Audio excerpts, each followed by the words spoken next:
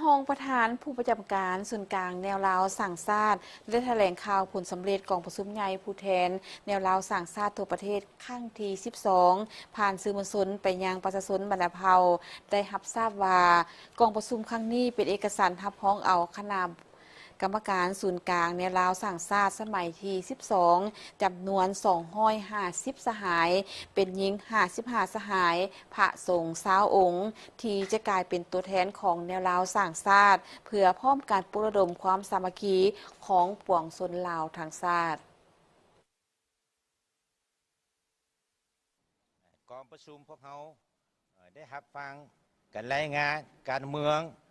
แผนพัฒนาเรื่องงานองค์การแนวรบสร้างชาติแล้วก็ได้มีการปรับปรุงกฎระเบียบของแนวรบสร้างชาติสมัยที่ 12 นี้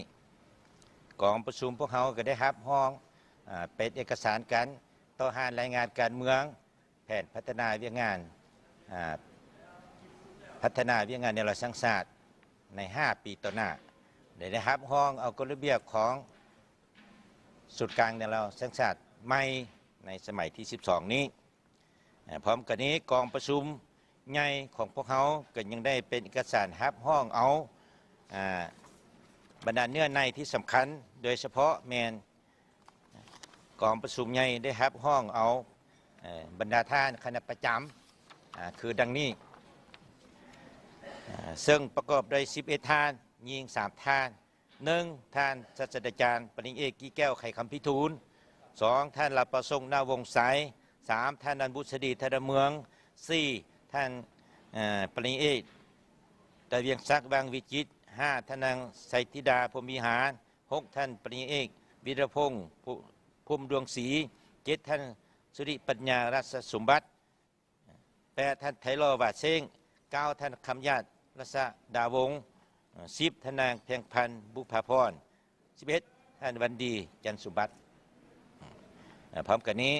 กองประชุมใหญ่จะได้รับห้องเอาแต่งตั้งประธานและห้องประธานดังนี้1 ท่านศาสตราจารย์กี้แก้วไข่คำพิทูลเป็นประธานศูนย์กลางแนวรบสร้างชาติสมัยที่ 12 นี้2 ท่านลาประสงค์นาวงศ์ใสเป็นห้องประธาน3 ท่านนางบุษดีธนเมืองเป็นห้องประธาน4 ท่านปริญญาเอกดาวเวียงศักดิ์วังวิจิตรเป็นห้องประธาน5 ท่านนางไสธิดาพรหมวิหารเป็นห้องประธาน6 ท่านศาสตราจารย์ปริญญาเอกท่านปริญญาเอกวิรพงศ์ภูมิดวงศรีเป็นห้องประธาน7 ท่านสิริปัญญารัศสมบัติเป็นห้องประธานท่านลาวประสงค์นวงศ์ใสได้ยกให้เห็นว่ากองประชุมยังได้รับฟังการโอ้ล้มให้ทิศทางเน้นบางปัญหาสำคัญในเวียกงานของแนวราวสังชาติของสหายทองลุ้นศรีสุริตเลขาธิการใหญ่คณะบริหารงานศูนย์กลางภาคประธานประเทศแห่งสาธารณรัฐประชาธิปไตยประชาชนลาวให้สืบต่อตั้งหน้าเสริมขยายบทบาทของแนวราวสังชาติในการตั้งหุมความสามัคคีเป็นปึกแผ่นของชาติเสริฐสู่สติความเป็นเจ้าการยกสูงจิตใจเอกราชเป็นเจ้าตนเองกุ้มตนเองสร้างความเข้มแข็งด้วยตนเอง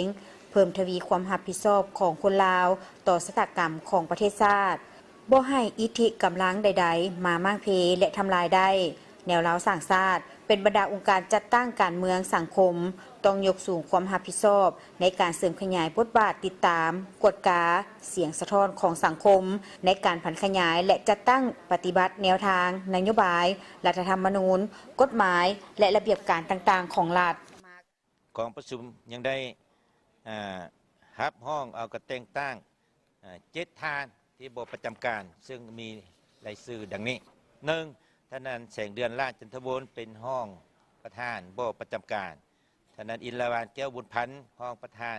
บประจำการ3 ท่านเฮียมพรหมจารย์เป็นห้องประธานบประจำการ4 ท่าน